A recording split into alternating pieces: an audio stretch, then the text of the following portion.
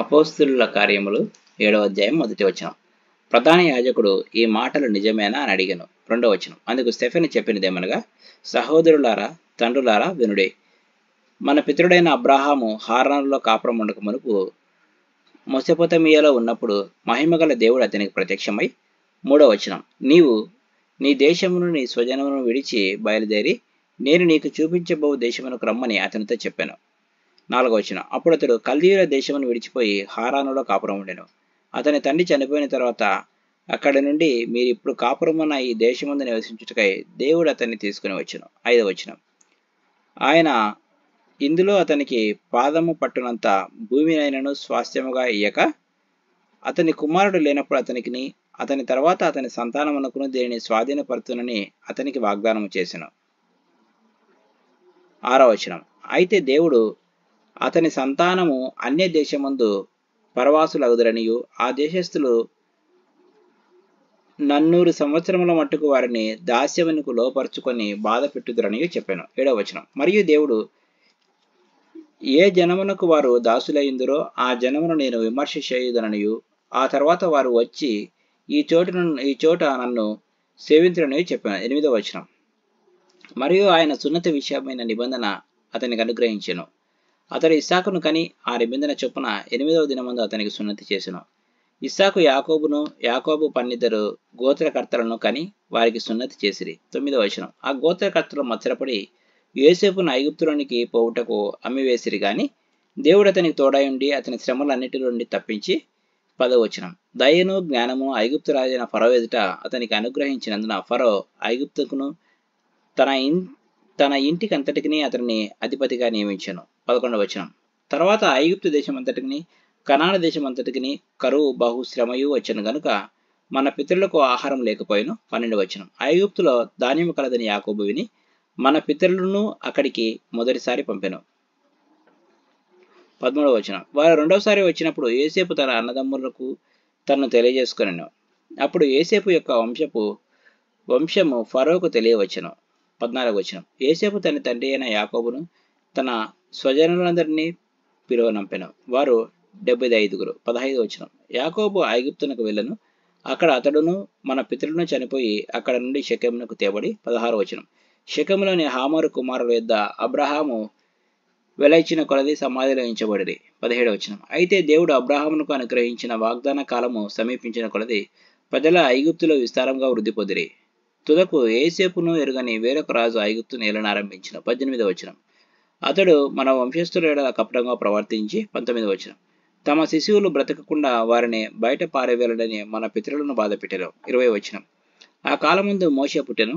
అతడు దివ్యసుందరుడై తన తండ్రి ఇంట 3 నెలలు పెంచబడెను. 21వ వచనం, తర్వాత అతడు బయట పారవేయబడినప్పుడు ఫరో కుమార్తె అతన్ని తీసుకొని తన కుమారునిగా పెంచుకొనెను. 22వ వచనం, మోషే ఐగుప్తీయుల సకల విద్యలను అభ్యసించి మాటల యందును కార్యముల యందును ప్రవీణుడై ఉండెను.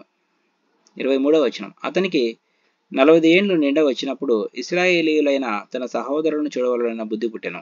24వ వచనం, అప్పుడు వారిలో ఒకడు అన్యాయం అనుభవించుట అతడు చూచి వారిని రక్షించి బాధపడిన వాని పక్షమున ఐగుప్తీయుని చంపి ప్రతీకారం చేసెను. 25వ వచనం, తన ద్వారా తన సహోదరులకు దేవుడు రక్షణ దయచేయుచున్న సంగతి వారు గ్రహింతురని అతడు తలంచెను గాని వారి గ్రహింపరైరి. 26వ వచనం, మరునాడు 2 పోట్లాడుచుండగా అతడు వారిని చూచి, అయ్యలారా, మీరు సహోదరులు, మీరెందుకు ఒకరినొకడు అన్యాయం చేసుకొనుచున్నారని చెప్పి వారిని సమాధానపరచజూచెను. 27వ వచనం, ఆయనను తన పొరుగువానికి అన్యాయం చేసిన వాడు మా మీద అధికారినిగా తీర్పునిగాను నిన్ను నియమించిన వాడెవడు? 28వ వచనం, నీవు నిన్న ఐగుప్తిని చంపినట్టు నన్ను తలంచున్నావా అని అతనిని త్రోసివేసెను. 29వ వచనం, మోషే ఆ మాట విని పారిపోయి మిద్యాను దేశంలో పరదేశీ ఉండి అక్కడ 2 కుమారులను కనెను. 30వ వచనం, 40 ఏండ్లైన పిమ్మట సీనాయి పర్వతారణ్యమందు ఒక పొదలోని అగ్నిజ్వాలల్లో ఒక దేవదూత అతనికి కనబడెను. 31వ వచనం, మోషే చూచి ఆ దర్శనమునకు ఆశ్చర్యపడి దాన్ని నిదానించి చూచుటకు దగ్గరకు రాగా. 32వ వచనం, నేను నీ పితరుల దేవుడను, అబ్రహాము, ఇస్సాకు, యాకోబుల దేవుడును అని ప్రభువు వాక్కు వినబడను గనుక మోషే వణికి నిదానించి చూచుటకు తెగింపలేదు. 33వ వచనం, అందుకు ప్రభువు, నీ చెప్పులు విడువుము, నీవు నిలిచి ఉన్న ఈ చోటు పరిశుద్ధ భూమి. 34వ వచనం. ఐగుప్తులను నా ప్రజల దురవస్థను నేను నిదానించి చూచితిని, వారి మూలుగు వింటిని, వారిని నడిపించుటకు దిగి వచ్చి ఉన్నాను. రమ్ము, నేనిప్పుడు నిన్ను ఐగుప్తునకు పంపుదనని అతనితో చెప్పాను. 35వ వచనం. అధికారిని గాను తీర్పరిని గాను నేను నియమించిన వాడని వారు నిరాకరించిన ఈ మోషేను అతనికి పొదలో కనబడిన దేవదూత ద్వారా దేవుడు అధికారిని గాను విమోచకుని గాను నియమించి పంపాను. 36వ వచనం. ఇతడు ఐగుప్తులోను ఎర్ర సముద్రమును 40 ఏండ్లు అరణ్యములోను మహత్కార్యములను సూచక్రియలను చేసి వారిని తోడుకొని వచ్చాను. 37వ వచనం. నా వంటి ఒక ప్రవక్తను దేవుడు మీ సహోదరులలో మీకు పుట్టించును అని ఇశ్రాయేలీయులతో చెప్పిన మోషే ఇతడే. 38వ వచనం. సీనాయి పర్వతం మీద తనతో మాట్లాడిన దేవదూతతోనూ మన పితరులతోనూ అరణ్యంలోని సంగమందు ఉండి మనకిచ్చుటకు జీవవాక్యములను తీసుకుని వాడితడే. 39వ వచనం.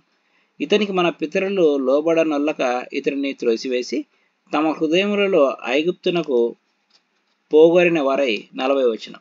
మాకు ముందు నడుచుచున్నట్టి దేవతలను మాకు చేయుము, ఐగుప్తు దేశములో నుండి మనలను తోడుకొని వచ్చిన ఈ మోషే ఏమాయనో మాకు తెలియదని అహరోనుతో అనిరి. 41వ వచనం. ఆ దినములలో వేరొక దూడను తీసుకుని ఆ విగ్రహమునకు బలిని అర్పించి తమ చేతులతో నిర్మించిన వాటి యందు ఉల్లసించిరి. 42వ వచనం.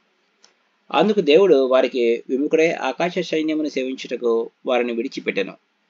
ఇందుకు ప్రమాణముగా ప్రవక్తల గ్రంథమందు ఇలాగ వ్రాయబడి ఉన్నది. ఇశ్రాయేలు ఇంటి వారలారా, మీరు అరణ్యంలో 40 ఏండ్లు బలి పశువులను అర్పణములను నాకు అర్పించితిరా. 43వ వచనం. మీరు పూజించుటకు చేసుకున్న ప్రతిమలైన ములకు గుడారమును రొంఫాయన దేవత యొక్క నక్షత్రమును మోసుకొని పోతిరి కనుక బబులోను అవలికి మిమ్మును కొనిపోయేదను. 44వ వచనం. అతడు చూచిన మాదిరి చొప్పున దాని చేయవలనని మోషేతో చెప్పిన వాడు ఆజ్ఞాపించిన ప్రకారము సాక్ష్యపు గుడారము అరణ్యములో మన పితరుల యొద్ద ఉండెను. 45వ వచనం.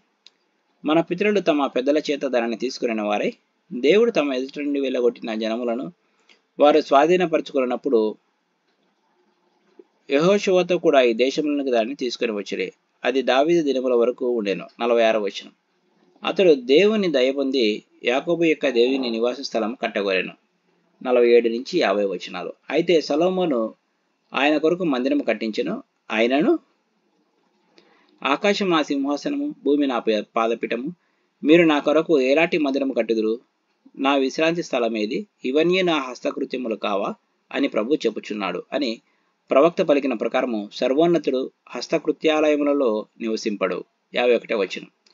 ముష్కరులారా, హృదయములను చెవులను దేవుని వాక్యమునకు లోపరచనొల్లని వారలారా, మీ పితరుల వలె మీరును ఎల్లప్పుడూ పరిశుద్ధాత్మను ఎదిరించుచున్నారు. 52వ వచనం. మీ పితరులు ప్రవక్తలలో ఎవని హింసింపకయుండిరి, ఆ నీతిమంతుని రాకను గూర్చి ముందు తెలిపిన వారిని చంపిరి, అయినను మీరు ఇప్పుడు అప్పగించి హత్య చేసిన వారైతిరి. 53వ వచనం. దేవదూతుల ద్వారా నింపబడిన ధర్మశాస్త్రమును మీరు పొందితిరి గాని దానిని గైకొనలేదని చెప్పాను. 54వ వచనం. వారి మాటలు విని కోపముతో మండిపడి అతడిని చూచి పండ్లు కొరికిరి. 55వ వచనం. అయితే దేవుడు పరిశుద్ధాత్మతో నిండుకొనిన వాడై ఆకాశం వైపు తేరిచూచి దేవుని మహిమను యేసు దేవుని కుడిపార్శ్వమందు నిలిచి ఉండుట చూచి. 56వ వచనం. ఆకాశం తెరవబడటయు మనుష్య కుమారుడు దేవుని కుడిపార్శ్వమందు నిలిచి ఉండటయు చూచుచున్నానని చెప్పాను. 57వ వచనం. అప్పుడు వారు పెద్ద కేకలు వేసి చెవులు మూసుకొని ఏకముగా అతని మీద పడి. 58వ వచనం. పట్టణపు వెలుపలికి అతన్ని వెళ్లగొట్టి రాళ్ళు రువి చంపిరి. సాక్షులు సౌలు అన్న ఒక యవనుని పాదముల యొద్ద తమ వస్త్రములు పెట్టిరి. 59వ వచనం. ప్రభువును గూర్చి మొరపెట్టుచు, యేసు ప్రభువా, నా ఆత్మను చేర్చుకొనుమని స్టెఫెను పలుకుచుండగా వారు అతడిని రాళ్లతో కొట్టిరి. 60వ వచనం. అతడు మోకాళ్ళుని, ప్రభువా, వారి మీద ఈ పాపం మోపుమని గొప్ప శబ్దంతో పలికెను. ఈ మాట పలికి నిద్రించెను. సౌలు అతని చావునకు సమ్మతించెను. Praise the lord.